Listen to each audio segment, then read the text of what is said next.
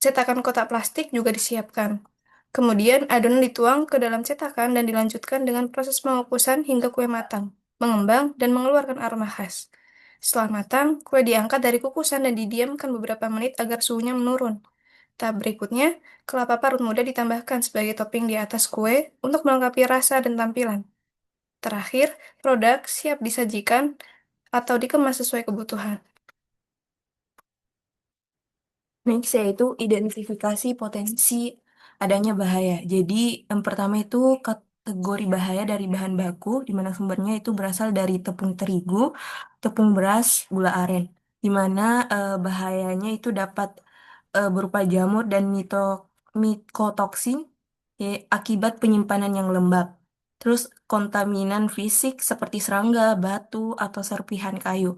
Kemudian kategori bahayanya itu bersumber dari baskom atau wadah pencampur cetakan, saringan dan lain-lain. Di mana bahayanya itu sisa adonan itu dapat menumbuhkan bakteri atau kapang, terus bisa berasal dari serpihan alat. Kemudian untuk proses produksinya, di mana sumbernya itu berasal dari fermentasi atau pengembangan adonan dan pemasakan atau pengukusan, di mana deskripsi bahayanya itu eh, mikroba non-target saat fermentasi dan pengukusan tidak optimal dapat menimbulkan bakteri atau spora bertahan.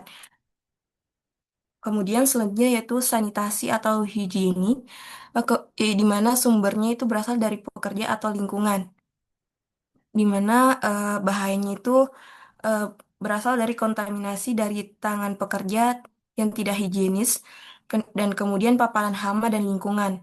Kemudian ada kemasan produk, di mana sumbernya itu berasal dari wadah plastik craft atau craft food grade coklat, di mana bahan utamanya, bahaya utamanya itu bisa berasal dari serpihan kemasan atau kelembapan yang dapat menimbulkan jamur, kemudian limbah yang dapat menarik serangga dan dapat mencemari lingkungan. Kemudian yang terakhir yaitu pembuangan, di mana sumbernya itu bisa berasal dari sisa adonan, bahan baku rusak, air air limbah cuci alat, di mana deskripsi bahayanya yaitu dapat menarik serangga atau menjadi media pertumbuhan mikroorganisme jika tidak segera dibuang dari area produksi. Kemudian jika tidak dibuang ke saluran yang tidak tepat, dapat mencemari lingkungan atau sumber air. Next. Selanjutnya terkait implementasi sanitasi dan higienitas personel. Nah, dalam hal ini, personel sudah mencuci tangan menggunakan sabun sebelum dan sesudah mengolah bahan makanan. Yang kedua, telah menjaga kebersihan kuku. Yang ketiga, menggunakan pakaian kerja yang bersih, ditandai dengan penggunaan apron ketika membuat adonan. Nah, selanjutnya, eh, membersihkan peralatan produksi dan permukaan kerja secara rutin. Lalu yang terakhir menjaga kebersihan area produksi. Nah, itu terdapat dokumentasi terkait penerapan penggunaan masker dan alat kerja.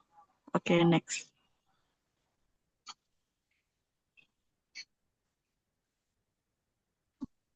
Next. Nah, selanjutnya penanganan produk sisa dan sistem pembuangan limbah. Nah, untuk produk sisa yang masih layak konsumsi disedekahkan kepada teman dan tetangga sekitar. Nah, untuk sisa produksi yang sudah tidak layak konsumsi seperti sisa adonan dan kue basi dibuang bersama sampah rumah tangga. Yang terakhir, sampah dipilah menjadi dua, yakni sampah organik dan anorganik. Nah, untuk organik terkait sisaan adonan atau kue rusak dikemas dalam plastik tertutup untuk mencegah bau dan serangga. Selain itu, untuk anorganik seperti kemasan, kemasan bahan baku, dan lain sebagainya dipisahkan dari sampah organik. Oke, next. Baik, yang terakhir yaitu rekomendasi perbaikan dan saran. Yang pertama, menggunakan sarung tangan saat mencampur bahan, terutama saat membentuk adonan dan memasukkan inti adonan. Yang kedua, simpan tepung dan gula aren dalam wadah kedap, serta tempat kering untuk mencegah lembab dan jamur. Yang ketiga, gunakan alat atau cetakan dari stainless steel untuk meningkatkan keamanan dan ketahanan. Yang terakhir, untuk pengemasan lebih aman memakai kemasan food grade tahan panas seperti kertas berlapis khusus.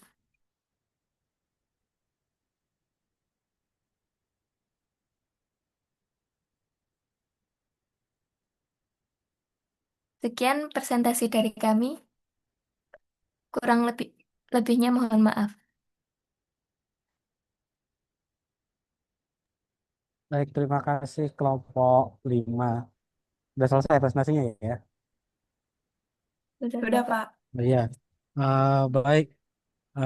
Mungkin ada pertanyaan dari teman-temannya atau tanggapan, saran. Akal Kalau tidak ada, tadi saya lihat untuk presentasinya sudah cukup lengkap ya, terkait dengan kita apa kelompok kelompok 5 mengevaluasi terkait dengan apa keamanan pangan pada aspek dari personel hygiene-nya, kemudian dari sisi apa peralatan yang digunakan, kemudian juga apa penggunaan APD dan juga untuk misalnya pengemasan dan sebagainya gitu ya yang disarankan menggunakan food grade gitu. Cuma tadi harapannya yang apa orangnya yang pakai masker dan celemek itu digunakan tiap hari ya, saya nggak ketika di shoot gitu atau kita apa lakukan evaluasi itu baru gunakan gitu, seperti itu ya, gitu. Jadi harapannya eh, keamanan pangan itu jin personil itu sebagai suatu budaya kerja yang apa istilahnya diterapkan senantiasa secara berkala gitu ya, secara rutin diterapkan sehari-hari begitu. Baik, bagus untuk kelompok 5 kita berikan amplop secara virtual. Silahkan kemudian dilanjutkan dengan kelompok berikutnya. Nanti kalau misalnya saya ternyata nggak bisa apa kalau tidak ada apa tidak ada respon dari saya setelah presentasi gitu ya, nanti bisa autopilot aja. Jadi misalnya dari kelompok nanti menanyakan dari teman-temannya apakah ada pertanyaan, kemudian kalau tidak ada nanti kalau dari saya memang nggak ada respon nanti bisa lanjut ke kelompok berikutnya aja gitu ya. Jadi secara autopilot aja gitu kita secara otomatis apa istilahnya jalan presentasinya gitu ya, karena eh, saya juga ada keterbatasan dalam apa memandu gitu ya, karena memang pas kondisinya lagi ini juga apa bersamaan juga ada kegiatan bersamaan begitu ya. Silakan kelompok selanjutnya dilanjutkan.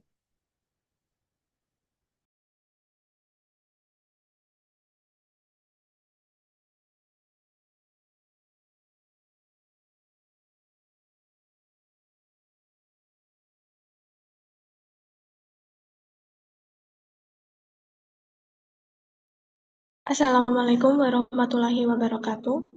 Selamat sore kepada Bapak Bambang Dwi Wijatmiko selaku dosen pengampu mata kuliah keamanan dan teman-teman. Kami dari kelompok 10 yang beranggotakan Astri Nurhayati dengan NIM 24, Esa Dia Ulhaq dengan NIM 32, Nazira dengan NIM 43, Yumro Dwi dengan NIM 45, dan Fajar Rahani dengan NIM 53.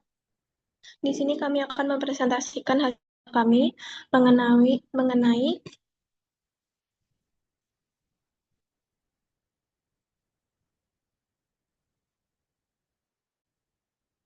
evaluasi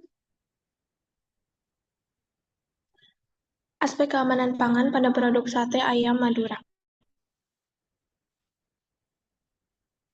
Pendahuluan, WHO mencatat sekitar 600 juta kasus penyakit ini disebabkan oleh makanan yang di setiap tahun, atau lebih dikenal dengan foodborne disease outbreak, sebagai suatu kejadian di mana terdapat 2 orang atau lebih yang menderita sakit mengkonsumsi pangan yang secara epidemiologi terbukti mengakibatkan keracunan pangan. Hal ini disebabkan oleh kontaminasi mikroba, patogen, atau bahan kimia berbahaya. Masalah utama ini biasanya disebabkan pada tingkat industri rumah tangga, disebabkan oleh bakteri E. coli, bakteri patogen, bakteri Bacillus coagulans, Candida atau jamur yang menyebabkan diare hingga infeksi kronis. Masalah ini perlu dilakukan intervensi dan evaluasi aspek keamanan pangannya untuk menjamin kualitas dan kesehatan masyarakat. Evaluasi keamanan perlu dilakukan pada tingkat jasa boga atau industri pangan, di mana banyak tersebar luas di Indonesia sendiri. Untuk spesifikasi produk sate ayam Madura, karakteristik produk sendiri memiliki kandungan gizi protein yang tinggi dan cita rasa gurih dan manis. Lalu sate ini dimasak dengan cara dibakar dan disajikan bersama bumbu dan lontong. Sate memiliki umur simpan yang pendek pada suhu ruang. Pada umumnya kemasan yang dipakai adalah kertas bungkus nasi. Untuk deskripsi bahan, bahan utamanya adalah daging ayam yang memiliki potensi bahaya biologi yang tinggi, yaitu bakteri gen seperti Salmonella dan Campylobacter. Untuk potensi bahayanya rendah, yaitu residu antibiotik. Kemudian umur simpannya itu 1-2 hari di kulkas pada suhu 4 derajat hingga 3 bulan di freezer dengan suhu minus 8 derajat. Kemudian bahan jeruk nipis ini memiliki potensi bahaya kimia, fisik, dan biologi yang rendah. Yang garam memiliki potensi bahaya yang sedang karena kontaminasi seperti pasir, kerikil, dan atau logam. Lalu pada kacang tanah goreng memiliki potensi bahaya kimia yang akibat oksidasi minyak dan biologi yang rendah. Kemudian bawang putih memiliki potensi bahaya yang rendah ke sedang karena pertumbuhan kapang dan potensi bahaya fisik yang rendah.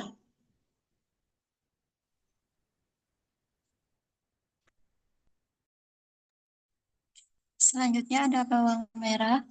Itu kontaminasi biologinya, potensi bahaya biologinya kontaminasi bakteri dari tanah, kemudian potensi bahaya fisiknya itu rendah, yaitu partikel tanah. Untuk masa simpannya 1-2 bulan di tempat sejuk dan kering. Kemudian ada kemiri, potensi kimianya sedang ke tinggi yang mengandung cyanogenik glikosida. Kemudian umur simpannya 1 tahun di tempat gelap dan kering. Selanjutnya ada gula merah, potensi fisiknya sedang, seperti kotoran, seperti debu, serpihan, atau serangga.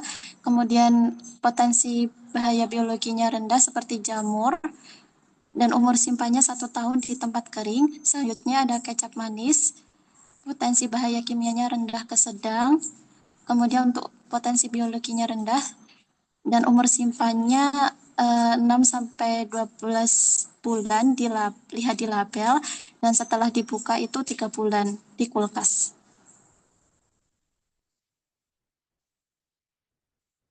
Selanjutnya ada air, potensi bahaya biologinya tinggi, seperti ada bakteri, virus, parasit, misal seperti E. coli, Vibrio, dan untuk potensi bahaya kimianya variatif seperti logam berat atau pestisida. Umur simpannya tidak berlaku. Kemudian untuk merica, itu potensi bahaya fisiknya rendah. Kemudian mungkinnya rendah seperti kontaminasi mikroba dari udara. Untuk umur simpannya 1-2 tahun itu berupa biji, dan jika pupuk umur simpannya 3-6 bulan. Setelah itu ada minyak goreng, potensi kimianya tinggi saat panas karena akan mengalami kerusakan. Kemudian umur simpannya 6-12 bulan. Selanjutnya ada cabai, potensi bahaya biologinya sedang seperti kontaminasi bakteri dari tanah dan air irigasi. Potensi kimianya tinggi seperti residu pestisida. Kemudian potensi fisiknya rendah, dan umur simpannya 1-2 minggu di kulkas dan lebih lama jika dikeringkan atau dibekukan. Selanjutnya itu ada diagram alir pembuatan sate. Jadi yang pertama itu bersihkan daging ayam, kemudian dipotong dadu kecil, lalu dilumuri dengan air jeruk nipis dan garam, kemudian direndam selama 15 menit dan dibilas dengan air bersih. Kemudian ambil tusuk sate dan tusukkan potongan daging sampai habis. Kemudian buat bumbu kacang yang terdiri dari kacang tanah goreng, bawang putih, bawang merah, kemiri, gula merah, kecap manis, merica, garam, dan air. Kemudian dicampur dan dihaluskan. Kemudian tumis bumbu tersebut hingga matang. dan harum. Setelah itu ambil sebagian dari bumbu yang sudah ditumis, lalu dilumuri ke daging yang sudah ditusuk tadi, kemudian direndam selama 15 menit agar bumbu itu meresap ke daging, dan dilakukan pemanggangan dengan membolak-balikkan daging secara teratur agar tidak gosong. Kemudian angkat sate dari pemanggangan dan disajikan dengan dilumuri bumbu kacang dan juga cabai atau bawang merah goreng.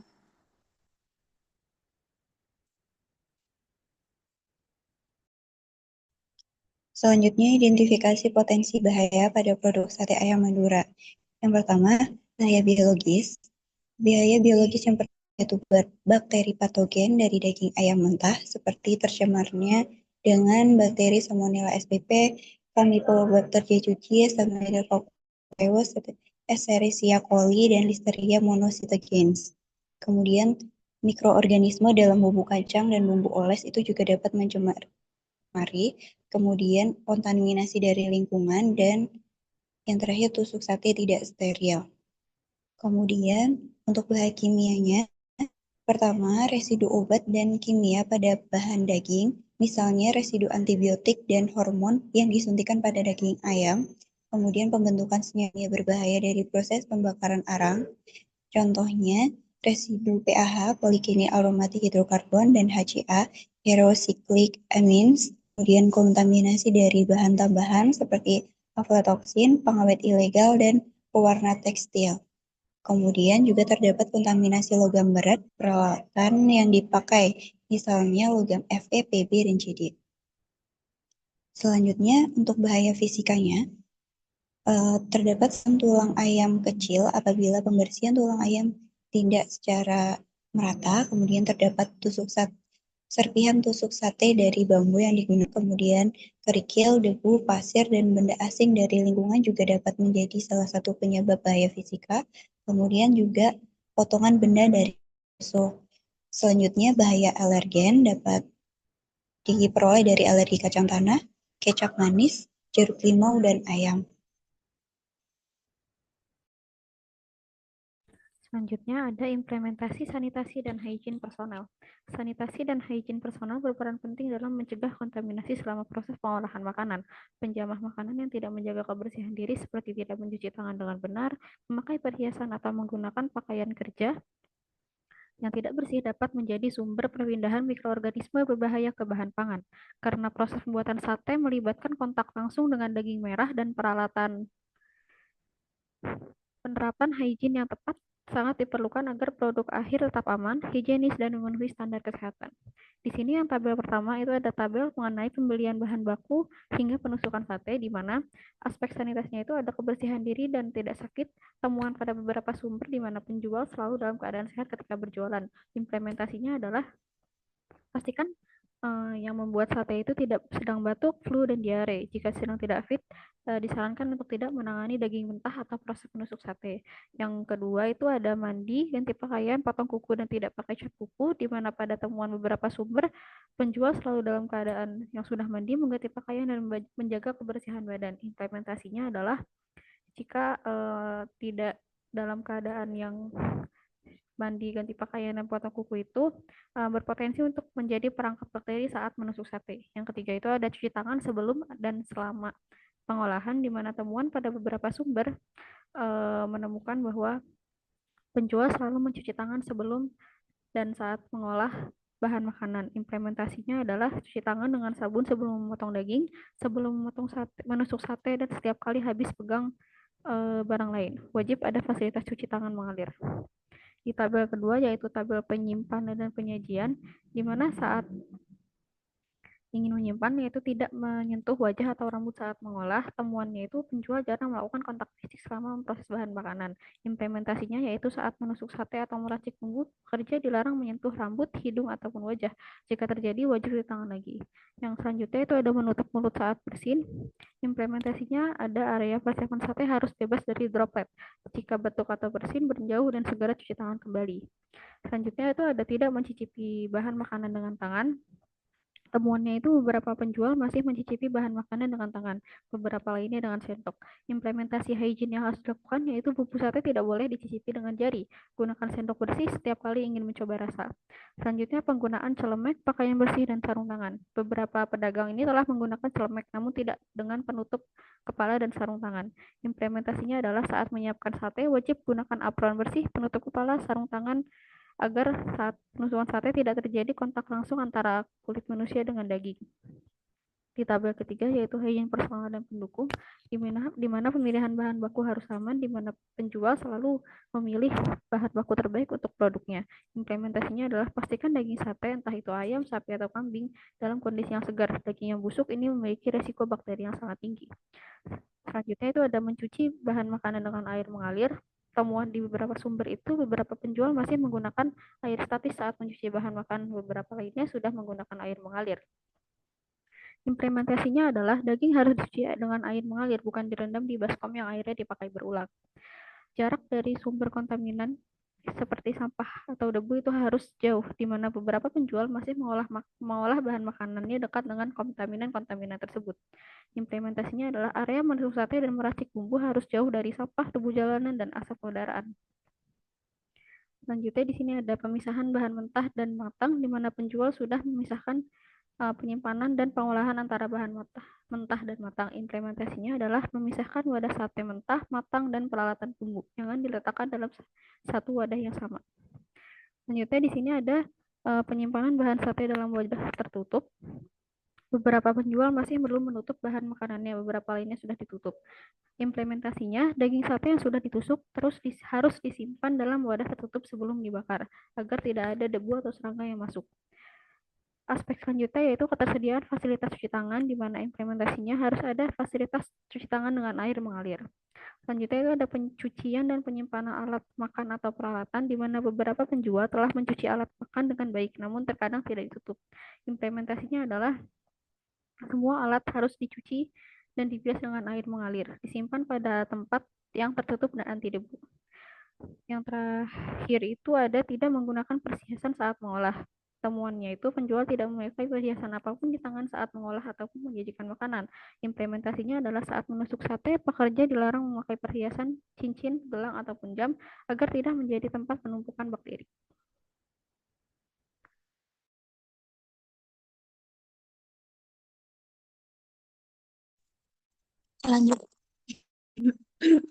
Selanjutnya pada proses rekomendasi perbaikan dan tindakan pengendalian. Yang pertama ada tahap pembelian dan penerimaan bahan baku. Ini permasalahan umum yang ditemui adalah biasanya ayam itu tidak segar dan juga pemasoknya tidak permanen, sehingga menimbulkan risiko bahaya berupa kontaminasi dari bakteri gen. Rekomendasi yang disarankan adalah dengan menggunakan pemasok yang sudah bersertifikat atau juga dengan mengecek kesegaran secara manual ketika pembelian. Lalu penyimpanan ayam mentah. Permasalahan umum yaitu suhu kulkas yang bisa jadi tidak stabil, kemudian ayam dicampur dengan bahan matang dalam penyimpanannya. Nah, rekomendasi yang disarankan adalah dengan menyimpan ayam di suhu yang kurang dari 5 derajat Celcius, lalu memisahkan bahan mentah dengan bahan yang matang. Yang ketiga adalah pada proses pemotongan dan pencucian ayam, biasanya permasalahan umum yang ditemukan itu adalah talenan atau alat yang digunakan itu tidak, atau pisau yang digunakan itu tidak dipisah, dan air bilasannya kotor, sehingga terjadi kontaminasi silang. Rekomendasi perbaikannya dengan menggunakan alat khusus antara bahan mentah dengan yang bahan matang, lalu mencuci alat menggunakan air yang mengalir. Yang keempat adalah perendaman dan marinasi.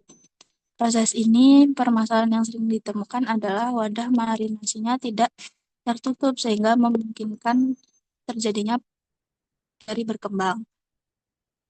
Rekomendasi yang disarankan adalah dengan menggunakan wadah yang tertutup untuk marinasi dan juga tidak lebih dari 1 jam di suhu ruang. Selanjutnya, pada proses penusukan sate, permasalahan umumnya adalah pekerja tidak menggunakan sarung tangan atau juga permukaan meja yang digunakan kotor sehingga terjadi kontaminasi silang. Rekomendasi perbaikannya adalah menggunakan sarung tangan yang bersih dan juga steril. Selanjutnya, pada tahap penyimpanan sate mentah, permasalahan umum yang ditemukan adalah seringnya ditinggalkan di suhu ruang yang lama hingga memungkinkan pertumbuhan bakteri. Rekomendasi yang disarankan adalah simpan sate mentah pada cooler atau es. Lalu, pada proses pembakaran, permasalahan umumnya adalah api tidak stabil sehingga bagian dalam sate tidak matang, sehingga menimbulkan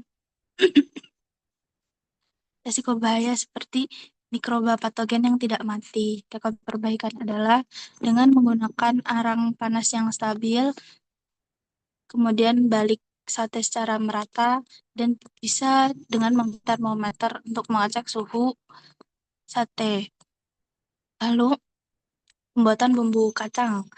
Permasalahan umumnya adalah kacang sudah lama atau sudah berjamur dan juga blender yang digunakan tidak higienis, sehingga menimbulkan bahaya seperti kontaminasi. Lalu, rekomendasinya adalah dengan menggunakan kacang yang baru dan juga menyimpan kacang tersebut di tempat yang kering dan juga kedap udara. Selanjutnya adalah pembuatan lontong atau nasi. Permasalahan umumnya adalah lontong simpan di suhu ruang yang terlalu lama, sehingga menimbulkan pertumbuhan bakteri yang menyebabkan lendir. Lalu rekomendasi perbaikannya adalah dengan menyimpan makanan matang secara tertutup dengan waktu maksimal penyimpanan yaitu 4 jam di ruang. Lalu pada proses penyajian sate, masalah umum yang ditemukan adalah tidak adanya penutup saat penyajian atau mungkin lalapan yang disajikan belum dicuci. Rekomendasi perbaikannya adalah dengan menggunakan wadah yang tertutup dan juga bahan dengan air yang mengalir. Selanjutnya, pada tahap proses kebersihan alat dan juga area pembakaran, permasalahan umum yang ditemukan adalah arang, asap, dan minyak yang itu bisa menempel di makanan, sehingga terjadi kontaminasi fisik maupun kimia. Rekomendasi perbaikannya adalah dengan rutin membersihkan panggangan dari sisa arang yang sudah hangus. Lalu, hygiene personal pekerja. Permasalahannya yang sering ditemukan adalah tidak mencuci tangan dan tidak memakai celemek, sehingga sering resiko kontaminasi biologi. Rekomendasi perbaikannya adalah pekerja wajib memakai apron, penutup kepala, dan juga sering mencuci tangan. Lalu pada pengelolaan sampah, permasalahan yang sering ditemukan adalah sampah menumpuk di dekat area bakar, sehingga terjadi resiko bahaya seperti banyaknya lalat, bau, dan juga kontaminasi silang. Rekomendasi perbaikannya adalah tempat sampah harus jauh dari proses produksi dan juga menggunakan tempat sampah yang tertutup. Adalah dokumentasi dan SOP. Permasalahan umumnya yang sering terjadi adalah tidak adanya prosedur standar atau pencatatan proses produksi, sehingga terkadang menyebabkannya sulit untuk mengecek atau mengetahui penyebab masalah dalam proses produksi. Rekomendasi perbaikannya adalah dengan membuat SOP dari awal proses hingga akhir.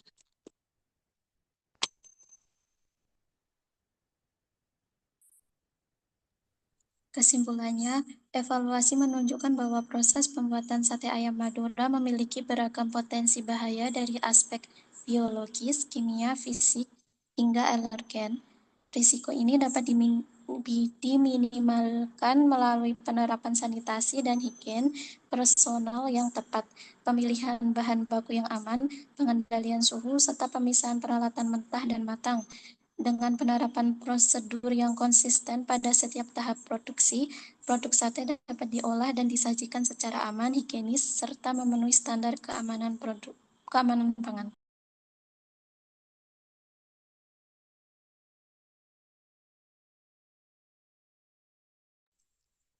Mungkin sekian dari presentasi dari kelompok kami. Apakah ada yang ingin bertanya atau menambahkan?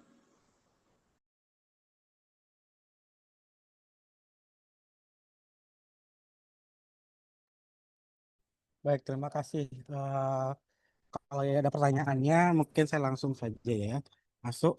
Jadi sudah bagus ya untuk kelompok 10 ya. Untuk kelompok 10 ya. Tadi sudah ada evaluasinya, kemudian rekomendasi perbaikan gitu ya dari sisi personal hygiene-nya, kemudian juga peralatan, penanganan sampah dan sebagainya. Jadi di awal juga sudah ada background-nya, apa saja kelemahan gitu ya. Dan bahan itu juga tadi sudah sampaikan apa aja potensi risiko bahayanya. Baik, kita berikan aplaus ya, sudah bagus. Silakan bisa lanjutkan kelompok berikutnya ya.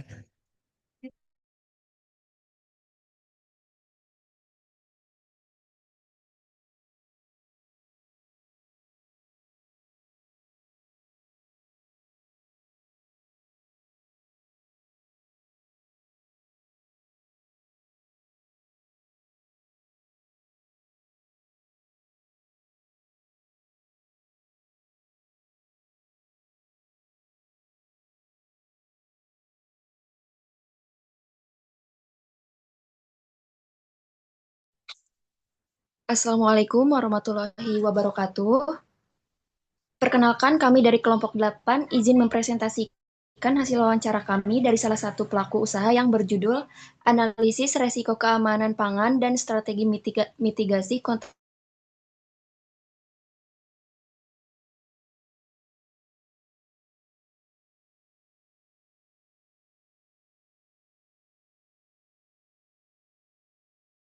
Meilina Nur Cahyani dengan akhiran NIM 28, Yuri Albayina dengan akhiran NIM 32, dan Bunga Putri Lestari dengan akhiran NIM 36. Next. Latar belakang, UMKM makanan termasuk usaha ayam geprek memiliki peran penting dalam perekonomian Indonesia. Namun keterbatasan modal dan pengetahuan teknis sering menimbulkan risiko keamanan pangan. Penggunaan kemasan styrofoam dan bahan baku curah berpotensi menyebabkan migrasi zat kimia serta kontaminasi fisik dan kimia pada makanan. Kondisi ini dapat membahayakan kesehatan konsumen. Oleh karena itu, diperlukan analisis resiko dan strategi mitigasi keamanan pangan yang sesuai dengan kondisi UMKM, yang mengacu pada regulasi seperti Peraturan BPOM Nomor 22 Tahun 2018. Next.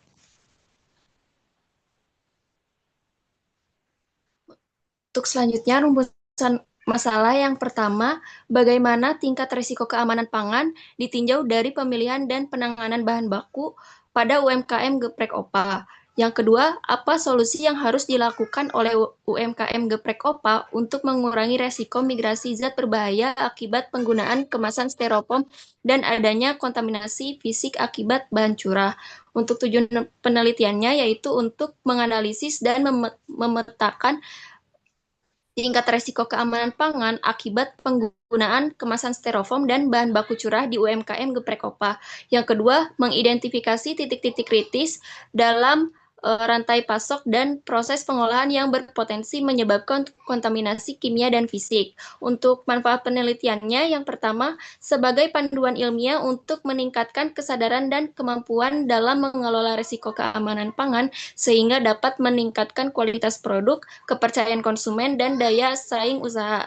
Yang kedua, memberikan jaminan tidak langsung terhadap keamanan produk yang dikonsumsi dan meningkatkan pengetahuan tentang potensi resiko dari kemasan dan bahan baku tertentu. Yang ketiga, untuk berkontribusi pada pengembangan literasi keamanan pangan di tingkat UMKM, khususnya mengenai analisis resiko kontaminan kimia fisik yang integratif antara bahan kemasan dan bahan baku. Next.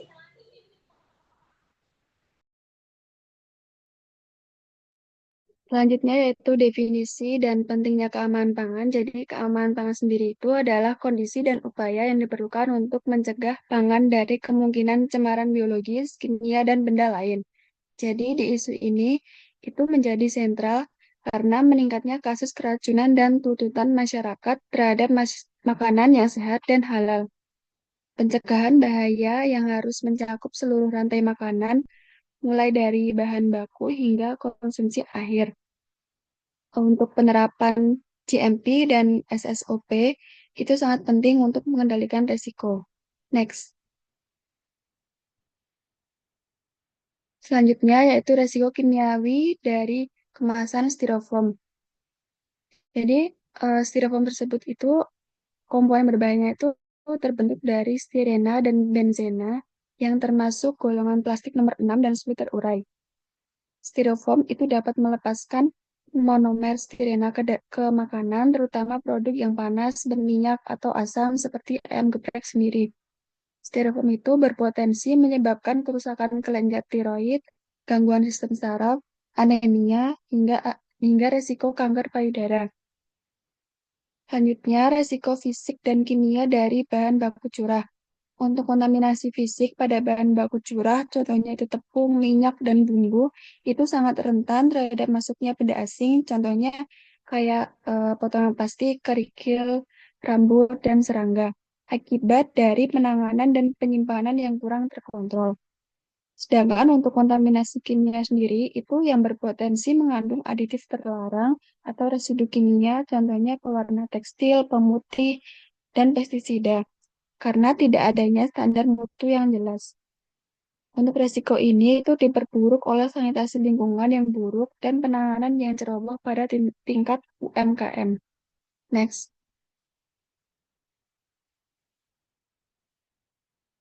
Next.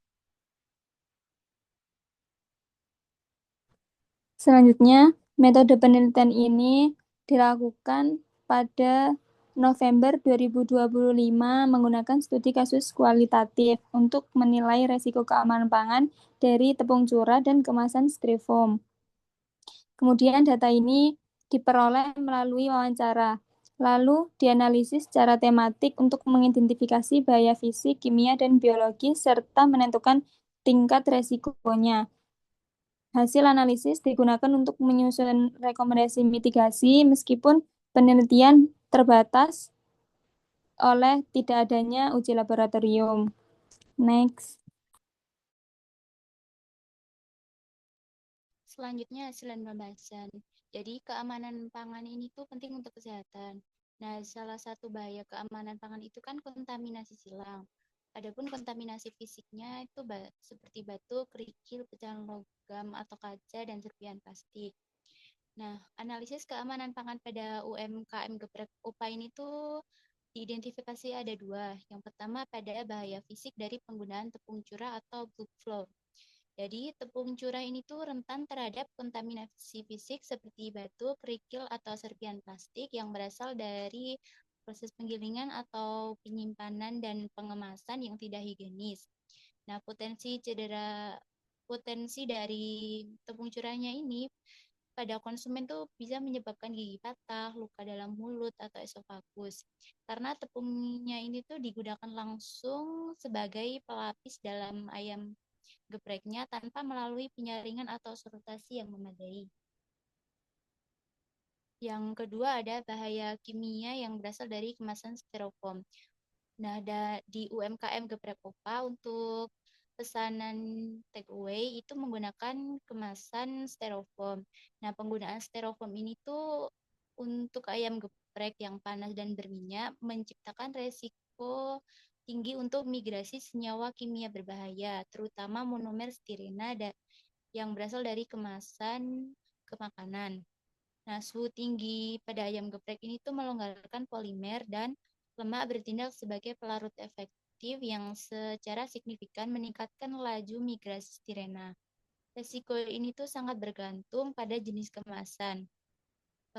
Penggunaan styrofoam non-food grade memiliki konsentrasi stirena residu yang lebih tinggi, sehingga meningkatkan potensi paparan kronis pada konsumen. Stirena juga diklasifikasikan sebagai kemungkinan karsinogen penyebab kanker. Baik, masih dalam hasil dan pembahasan, analisis resiko penggunaan bahan baku dan kemasan pada UMKM ayam geprek OPA menunjukkan fokus utama pada tepung curah yang belum bermerek dan tanpa jaminan resmi dari BPOM yang berpotensi mengandung bahan kontaminan. Jadi, langkah mitigasi utamanya itu mengganti tepung curah dengan tepung kemasan bermerek yang sudah memiliki label resmi BPOM untuk mengurangi resiko keracunan dan memastikan kualitas. Jika penggunaan tepung curah tetap diperlukan karena alasan biaya atau ketersediaan, prosedur kontrol ketat wajib diterapkan. Seperti nantinya tuh penyaringan tepung dengan ayakan halus buat menghilangkan partikel asing serta penyimpanan dalam wadah kedap udara supaya terhindar dari paparan lembab, serangga, ataupun mikroba. Resiko lainnya itu dia berasal dari kemasan styrofoam yang murah dan mudah didapat. Namun dia dapat melepaskan zat berbahaya ke makanan terutama pada suhu di atas 85 derajat Celcius. Mitigasi sendiri direkomendasi dengan mengganti kemasan styrofoam dengan kemasan yang lebih aman dan ramah lingkungan, seperti kertas nasi berlapis lilin atau plastik food grade tipe polipropilen atau PP atau politilen atau PE. Jika styrofoam tetap digunakan, harus dijamin memiliki label food grade serta dihindari pengemasan makanan yang sangat panas. Edukasi konsumen juga penting supaya nantinya makanan itu dipindahkan ke piring saji sebelum dikonsumsi untuk mengurangi paparan bahan kimia berbahaya. Selanjutnya, dari sisi manajemen internalnya sendiri itu penting juga buat mengembangkan dan menerapkan standar operasional prosedur atau SOP yang jelas dan sederhana terkait pemilihan serta pengolahan bahan baku dan pemakaian kemasan. SOP-nya nanti bakal memandu seluruh proses mulai dari penerimaan bahan baku, penyaringan, dan penyimpanan tepung, sampai penggunaan kemasan agar risiko kesalahan pengelolaan dapat diminimalkan. Selain itu, pelatihannya juga nanti buat karyawan diperlukan untuk meningkatkan kesadaran dan pemahaman tentang pentingnya keamanan pangan di setiap tahap produksi. Penambahan label ini juga buat memperingati seperti hindari panas berlebih pada kemasan styrofoam juga disarankan sebagai pengingat agar makanan tidak dikemas dalam kondisi sangat panas. Penerapan langkah-langkah mitigasinya ini akan membantu UMKM ayam geprek OPA meningkatkan standar keamanan pangan dan kualitas produknya, sekaligus nantinya bakal membangun kepercayaan konsumen dan menjaga keberlanjutan daya saing usaha di pasar yang nantinya menuntut standar yang lebih tinggi.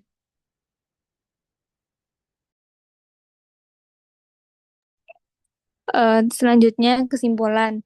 Penelitian ini mengidentifikasi adanya dua risiko kritis keamanan pangan pada UMKM geprek OPA, yaitu kontaminasi fisik dari penggunaan tepung curah yang rentan terhadap benda asing, serta kontaminasi kimia akibat migrasi monomer stirena dari kemasan styrofoam ke makanan panas dan berminyak yang berpotensi karsinogenik. Strategi mitigasi yang direkomendasikan meliputi penggantian tepung curah dengan tepung bermerek yang bersertifikat BPOM atau penerapan prosedur penyaringan ketat, serta substitusi kemasan styrofoam dengan alternatif food grade seperti kertas nasi berlapis lilin atau plastik PP atau PE.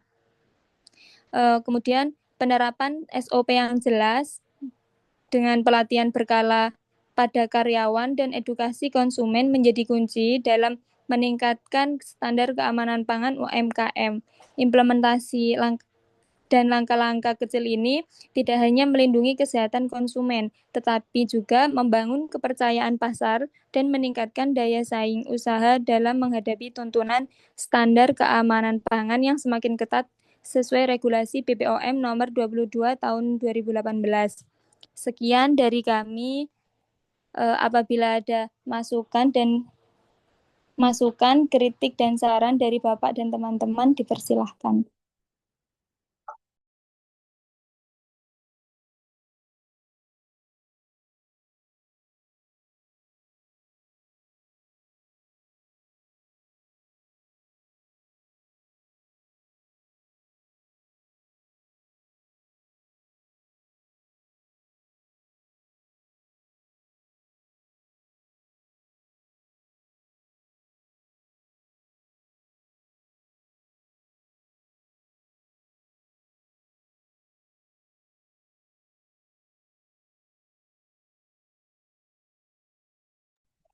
Apabila tidak ada, kami akhiri. Wassalamualaikum warahmatullahi wabarakatuh.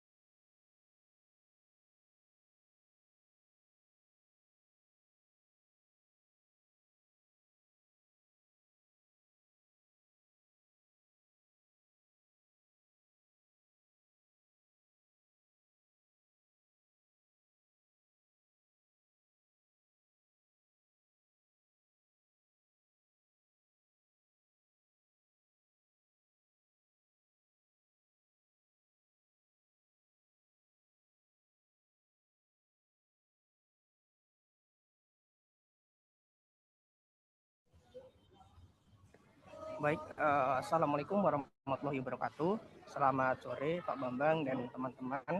Di sini kami dari kelompok 3 izin mempresentasikan hasil evaluasi aspek keamanan pangan pada proses produksi pabrik tahu yang kami kunjungi, yaitu pabrik tahu Marianto 1. Dengan anggota kelompok 3 yaitu saya sendiri, Uin Arfadudin, dan juga ada Muhammad Punya Putra, kemudian ada Handika Arika Sumantara, dan juga ada Arya Galiko Alwi.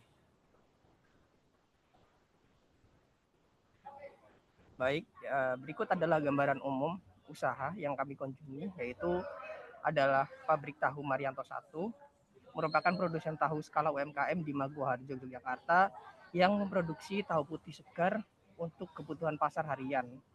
Proses produksinya masih mengandalkan metode tradisional seperti perendaman, penggilingan, perebusan, penggumpalan, dan pengepresan. Meskipun sederhana, pabrik ini terus berupaya untuk meningkatkan kualitas dan efisiensi dalam kegiatan produksinya. Kemudian berikut merupakan deskripsi produk yang dihasilkan dari pabrik tahu Marianto, yaitu produk ini dia menghasilkan produk tahu putih segar yang berbentuk kotak dengan warna putih susu, dan tahu goreng juga, yaitu tahu putih yang kemudian digoreng. Tahu ini dibuat dari kedelai yang diproses menggunakan air dan bahan penggumpal yaitu asam cuka. Karena tidak menggunakan bahan pengawet, tahu memiliki umur simpan sekitar 1 sampai dengan 2 hari.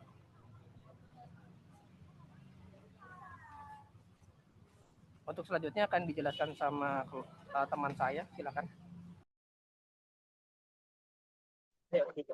Untuk yang selanjutnya adalah proses produksi.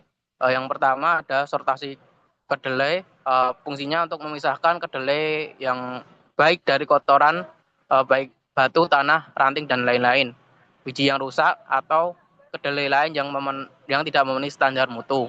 Untuk risiko bahaya fisik, adanya sisa benda asing, batu, potongan logam dari peralatan yang tidak terpisah dan terbawa ke proses berikutnya, dapat merusak alat giling. Yang kedua adalah perendaman, fungsinya untuk mengaktifkan enzim pitase yang memecah asam filtrat, melembutkan biji dan meningkatkan kadar air agar mudah digiling dan menghasilkan susu kedelai yang optimal. Resiko bahaya kimia atau biologi, jika waktu perendaman terlalu lama atau kondisi air kotor, dapat terjadi fermentasi atau pertumbuhan mikroorganisme yang berlebihan, menghasilkan bau asam atau rasa yang tidak enak pada tahu.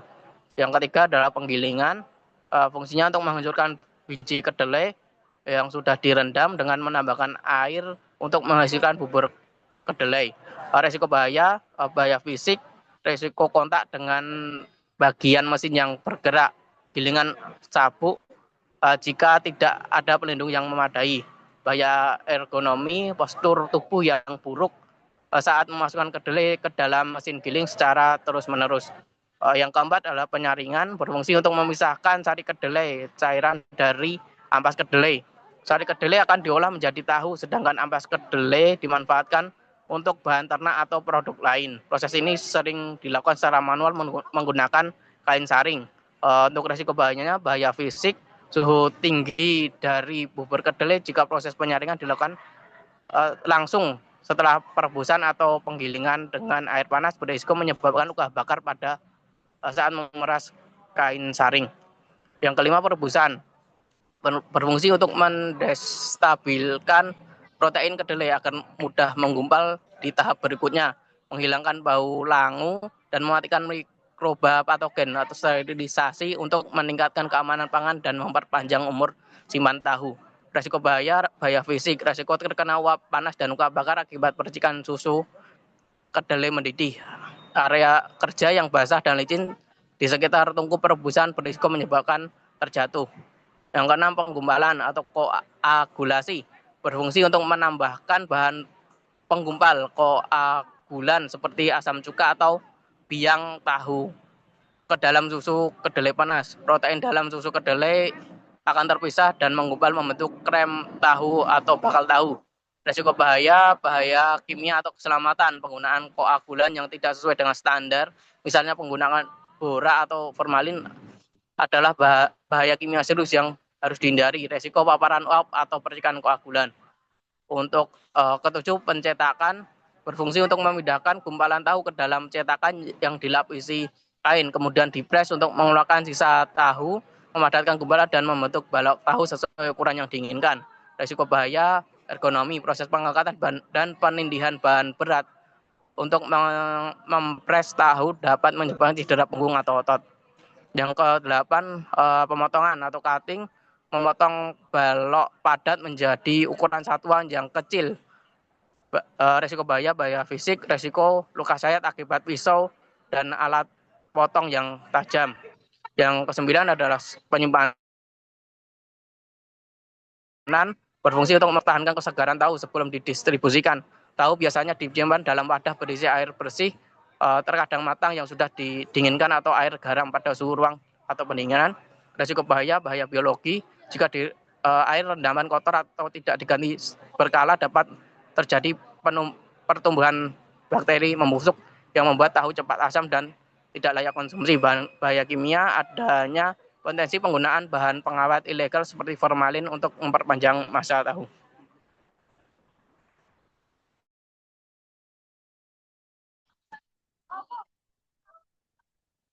Selanjutnya adalah identifikasi potensi bahaya.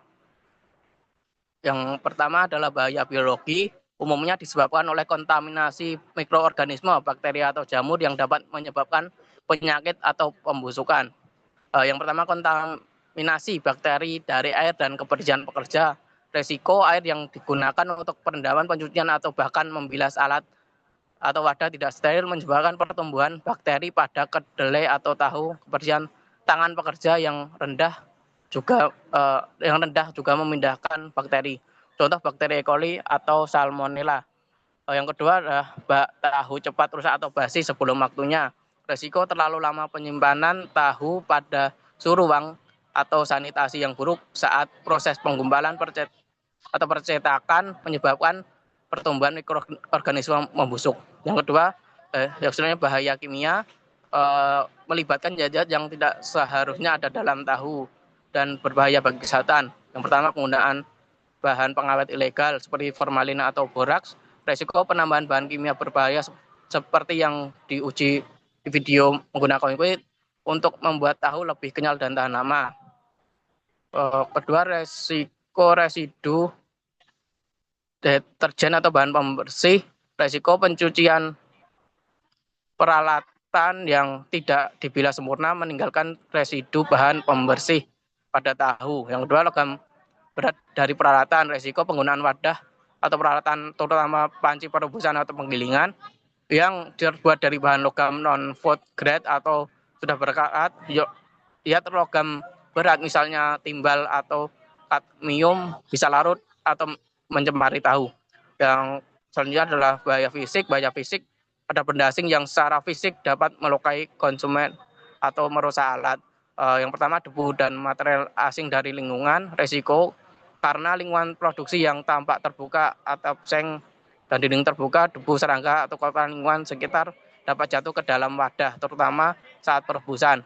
Yang kedua, material asing dari cetakan peralatan. Resiko serpihan kayu dari cetakan atau pemberat balok kayu, serat dari kain saring robek, atau pecahan logam karat dari mesin penggilingan panci atau dapat mencemari tahu.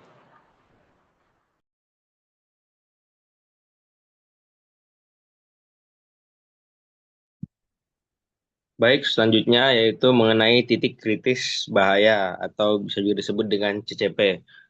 Titik kritis bahaya yang pertama itu ada di air produksi, air yang digunakan selama produksi. Kenapa? Karena air itu punya resiko dia terkontaminasi mikroba seperti E. coli, coliform, dan juga logam. Bisa aja ada logam berat maupun residu klorin berlebih. Alasan menjadi kenapa disebut CCP karena air ini merupakan salah satu bahan yang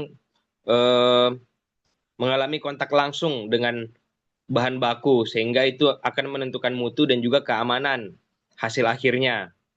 Untuk tindakan pengendaliannya atau kontrolnya bisa dilakukan uji kualitas rutin secara mikroba maupun kimia, terus melakukan filtrasi ataupun perebusan di awal jika memang diperlukan untuk mengurangi mikroba yang ada serta memenuhi standar Permenkes mengenai kualitas air.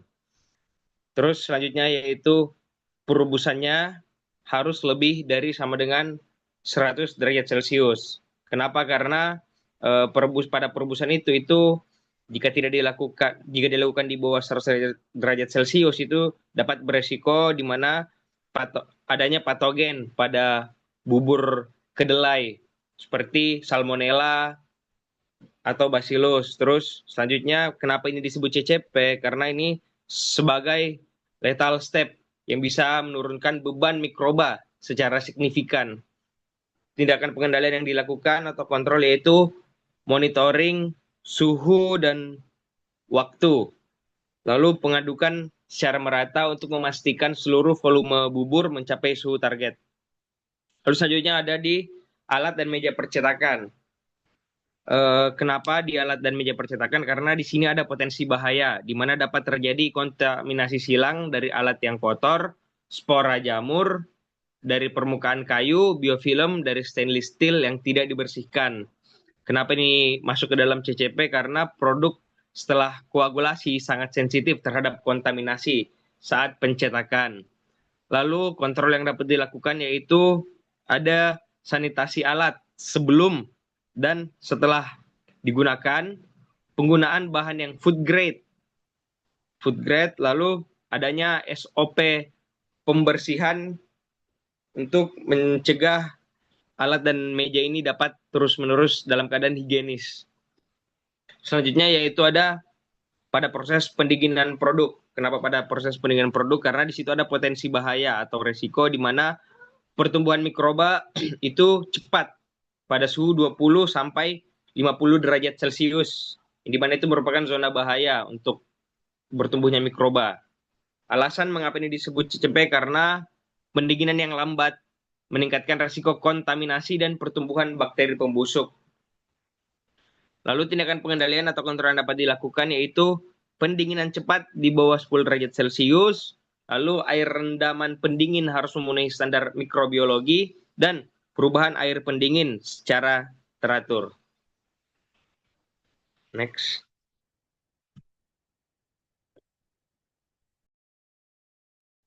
Baik, selanjutnya sanitasi dan higien personal. Yang pertama, pekerja menjaga kebersihan diri, meliputi kuku, rambut, dan masker, dan lain-lain. Hal ini penting karena pekerja adalah sumber kontaminasi yang paling dekat dengan produk. Kuku panjang, rambut terbuka, tidak memakai masker bisa membawa kuman langsung ke produk tahu. Kedua, pekerja menggunakan pakaian sesuai dengan SOP.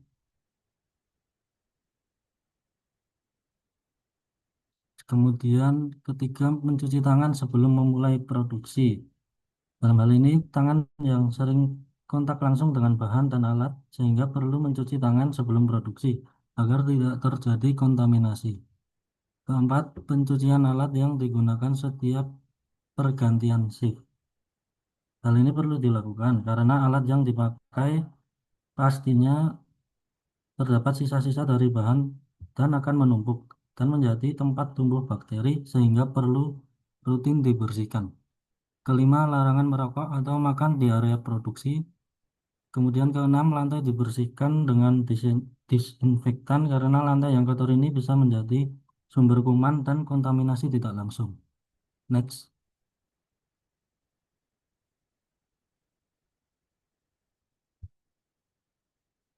Lanjut. Baik, ini beberapa rekomendasi perbaikan.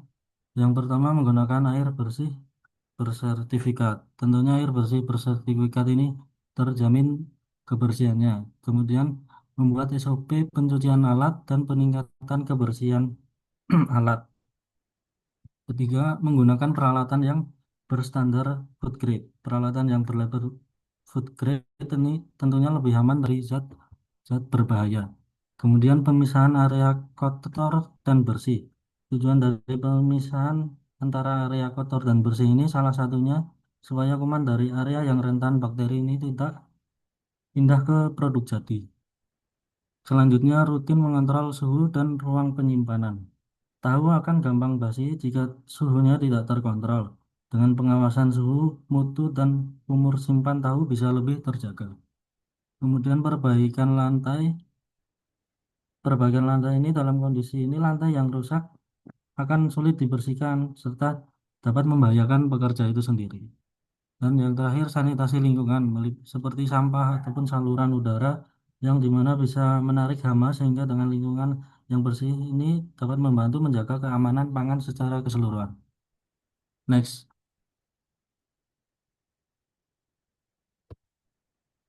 Kesimpulannya yang dapat kami simpulkan ini, evaluasi menunjukkan bahwa proses produksi tahu masih memiliki potensi bahaya biologis, kimia, dan fisik, terutama pada penggunaan air, perebusan, dan kebersihan peralatan.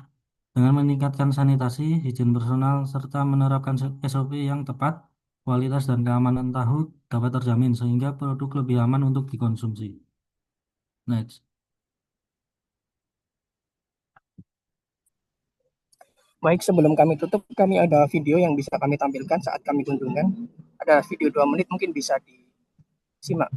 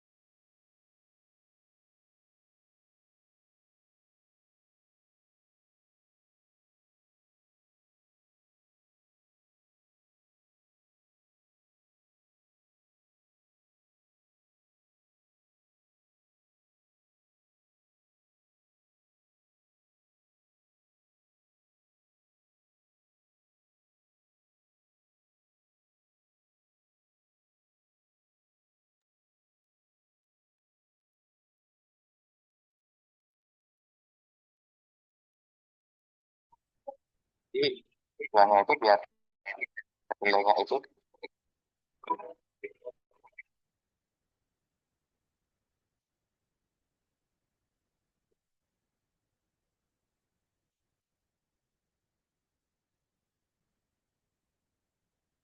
kita bakar dulu satu masakan 12 kilo. Habis satu masakan 12 kilo kita rendam 4 sampai 5 jam. Direndam 4 sampai 5 jam, baru dicuci. Jadi tujuannya itu biar kedelainya itu dia besar, membesar, terus diguling pun nanti juga bisa lembut. Habis diguling nanti masuk ke rebusan yang di atas itu, direbus itu sampai 3 kali mendidih. Jadi dia kan bentuknya santan. Kalau direbus nanti dia naik. Pas dia mendidih dia naik, siram pakai air, dia turun, naik lagi itu sampai 3 kali, baru masuk ke proses penyaringan. penyaringan, nanti yang di bawah itu ada bejana stainless itu, dan nanti saringnya dia di bawah, ampas limbah paketnya dia bisa manual. Nah, habis wujud sari kedelai itu baru ke namanya, ada yang bilang pembibitan, ada yang bilang penggumpalan. Jadi dicampur air cuka, campur asam cuka, nanti susu kedelainya itu campur pelan-pelan, nanti lama-lama dia menggumpal. Kalau dia sudah menggumpal, diemin sampai itu pas proses pencampuran cuka kan menggumpal, tapi masih nyampur. Nah, didiemin dulu sampai gumpalannya itu di bawah, asam sukanya di atas. Nah, asam sukanya nanti dimasukin ke tempatnya dia ngambil tadi. Terus yang gumpalan tadi itu namanya bakal tahu, itu masuk ke cetakan. Nah, satu kali proses itu, satu masakan itu nanti 3 cetakan. Cetakan ditutup, ditindik pakai batu. Fungsinya buat press. Nanti kalau udah kepadatan tertentu, dibuka, baru diiris sesuai request customer. Baru satu cetakan itu masuk ke satu ember. Nah, gitu. Sepertinya bukan. Distribusi itu di sekitaran sini itu ada 3 tempat, ada di warung makan, ada di produsen tempe yang dia juga jual tahu, ada di warung sayur. Itu yang siang. Kalau yang sore itu paling banyak di warung sayur.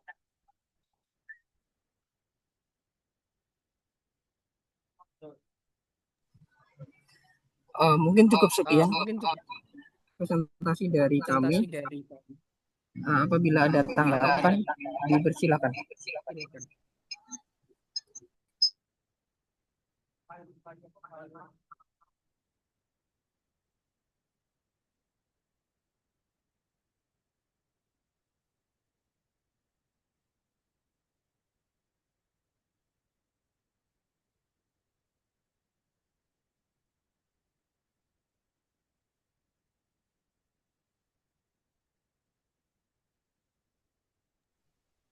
Baik, jika tidak ada tanggapan, mungkin bisa kami tutup. Wabillahi taufiq wal hidayah. Wassalamualaikum warahmatullahi wabarakatuh.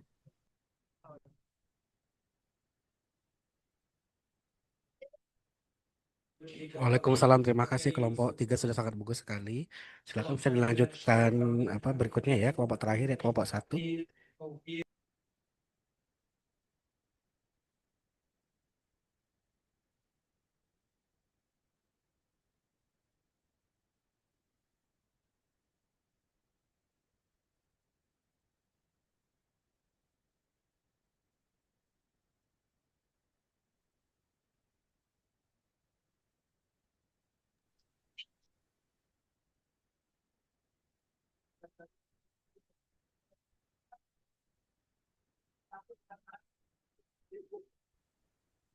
Baik, Assalamualaikum warahmatullahi wabarakatuh.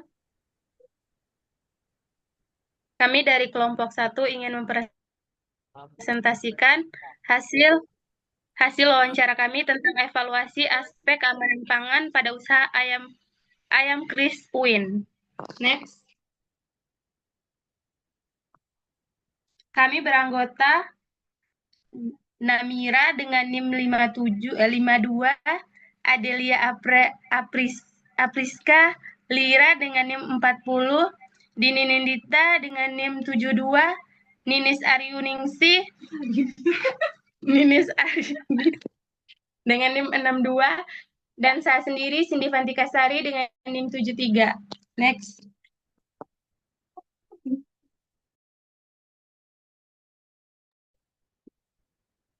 Jadi latar belakang dari Ayam Kres UIN merupakan salah satu jenis usaha jasa boga UMKM yang berdiri sejak tahun 2022 di bidang penjualan makanan cepat saji berbahan dasar ayam dan berlokasi di Sapen, atau sekitar kampus UIN Sunan Kalijaga, Yogyakarta. Meskipun menu utama adalah ayam crispy, namun usaha ini telah berkembang dengan variasi menu yang cukup beragam dan banyak digemari di berbagai kalangan karena rasanya yang renyah, mudah dibuat, dan bahan bakunya mudah diperoleh. Macam-macam produk yang disediakan yaitu menu utamanya paket ayam kris dengan bagian sayap, paha bawah, paha atas, dada. Paket ini disajikan bersama nasi putih dan saus pilihan seperti hot lava, barbecue, saus keju, sambal hijau, sambal bawang mata, saus lada hitam, dan rumput laut tabur. Menu pendampingnya yaitu kentang goreng, tam yam saup, aneka sate, rica bowl, berisi nasi, sayuran, dan pilihan topping yaitu chicken boneless, saus teriyaki, rendang suwir, dan ayam kecap. Yang kelima, aneka minuman seperti air minum botol, es teh, dan lemon tea. Next.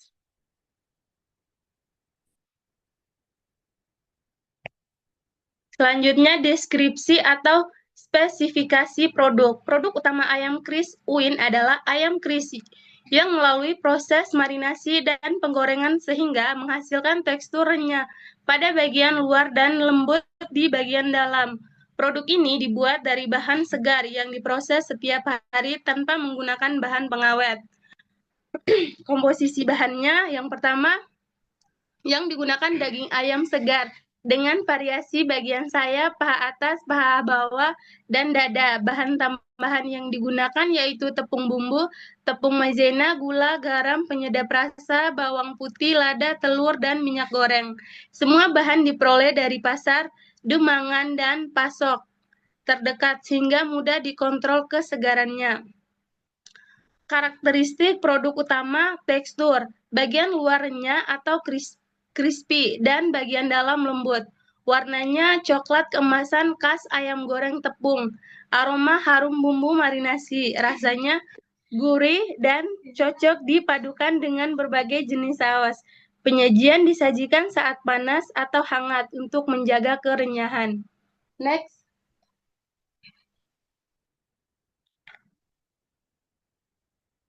Diagram alir proses pembuatan. Yang pertama, penerimaan bahan baku. Ayam dan bahan tambahan lainnya didapat dari pasar Demanggan dan pasok terdekat. Yang kedua, penyimpanan bahan. Ayam dan bahan tambahan lainnya disimpan di dalam kulkas untuk menjaga kualitas dan kesegarannya. Yang ketiga, pembersihan, pencucian, dan pemotongan ayam menjadi beberapa bagian. Bagian potongan ayam yang didapat yaitu sayap, paha bawah, paha atas, dan dada. Proses marinasi ayam selama 30 menit. Ayam dibaluri dengan bumbu dan diamkan selama 30 menit. Pelapisan tepung, ayam dibaluri dengan tepung. Setelah itu, penggorengan dalam minyak panas dan penirisan dan penyajian. Next.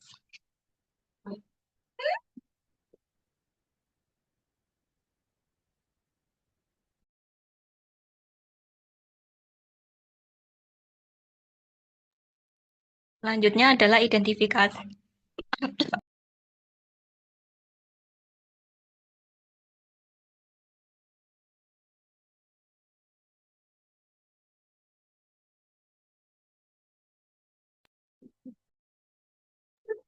Selanjutnya adalah identifikasi.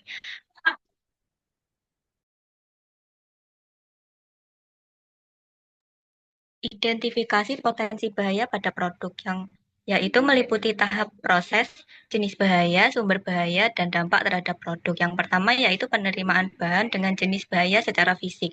Sumbernya dari bulu ayam, serpihan tulang, dan kerikil. Dampak terhadap produk yaitu resiko cedera fisik dan benda asing. Kemudian pada tahap proses.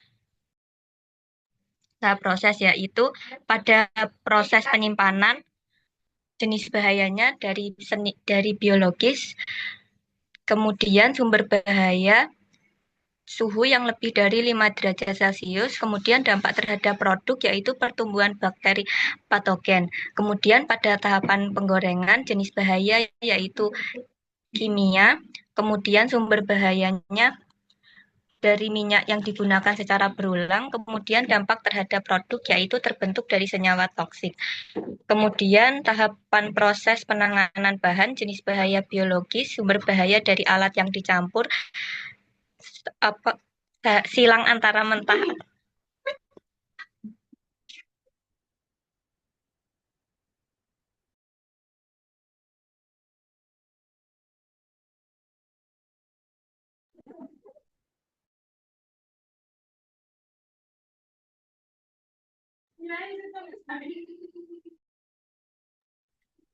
sumber bahaya dari alat yang dicampur, kemudian dampak terhadap produk yaitu kontaminasi silang.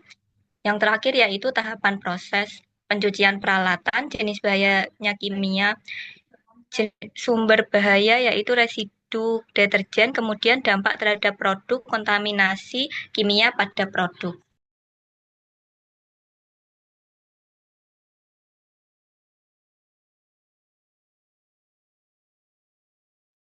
Selanjutnya yaitu untuk menjaga kualitas ayamnya, yang pertama dilakukan higien personal dengan cara mencuci tangan sebelum mengolah makanan, menggunakan alat pengolahan yang bersih sebelum melakukan proses produksi, menjaga kebersihan area sekitar kerja, menggunakan pakaian kerja yang bersih, dan menggunakan pelindung kepala agar makanan tidak terkontaminasi rambut. Selanjutnya, sanitasi peralatan dan bahan, yaitu dilakukan dengan menggunakan minyak baru setiap 2 kali penggorengan, menyimpan ayam mentah di dalam kulkas untuk menghambat pertumbuhan bakteri, menggunakan bahan segar dan membuat bumbu sendiri setiap hari, dan tidak menggunakan bahan pengawet. Selain itu juga ada pengendalian halal, yaitu menggunakan ayam dari rumah potong yang jelas asal-usulnya, serta memastikan bahan tambahan bebas dari komponen non-halal.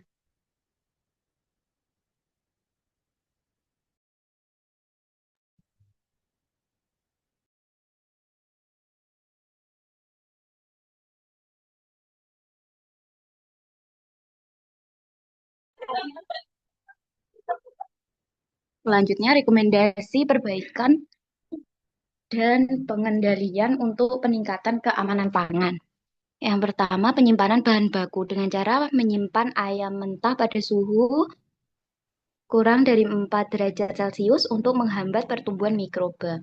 Yang kedua, Good Manufacturing Practice atau GMP, menggunakan celemek masker dan sarung tangan saat proses produksi, memisahkan area ayam mentah dan ayam matang, membuat jadwal sanitasi peralatan. Yang ketiga, implementasi SOP produksi. Saat menerima bahan baku, harus dicek bau, warna, tekstur ayam mentahnya, menjaga kebersihan peralatan dan lingkungan, menjaga waktu dan suhu saat proses menggoreng. Yang keempat, pengolahan minyak goreng. Menghindari memanaskan minyak berulang-ulang untuk mencegah akrolein dan menjaga minyak pada suhu 75 derajat Celcius untuk memastikan bakteri patogen mati. Jika suhu minyak terlalu rendah atau waktu penggorengan tidak memadai, ayam dapat undercook dan membahayakan kesehatan. Yang kelima, pelatihan keamanan pangan. Mengikuti pelatihan higien sanitasi pangan dari Dinkes untuk mendapatkan sertifikat Like Hygiene Sanitasi atau SLHS dan mengajukan sertifikat produksi pangan industri rumah tangga dan proses pendaftaran sertifikat halal. Yang terakhir, peningkatan fasilitas, menambah alat produksi saat permintaan meningkat untuk menghindari kontaminasi akibat produksi yang terburu-buru. Next.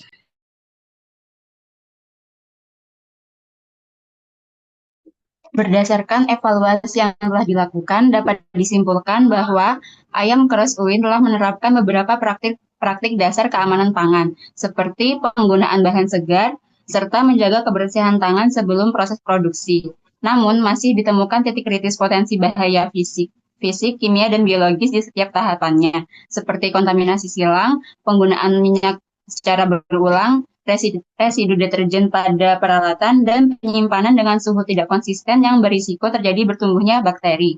Hal ini menunjukkan bahwa praktik yang ada belum sepenuhnya memenuhi prinsip GMP.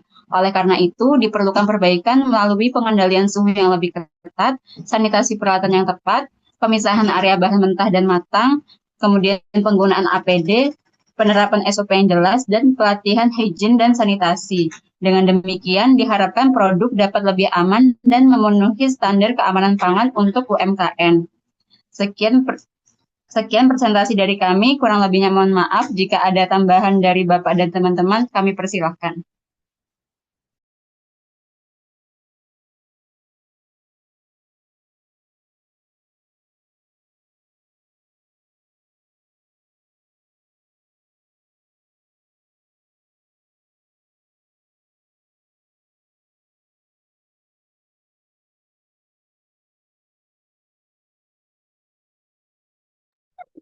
Baik, jika tidak ada pertanyaan, kami tutup presentasi kami. Assalamualaikum warahmatullahi wabarakatuh.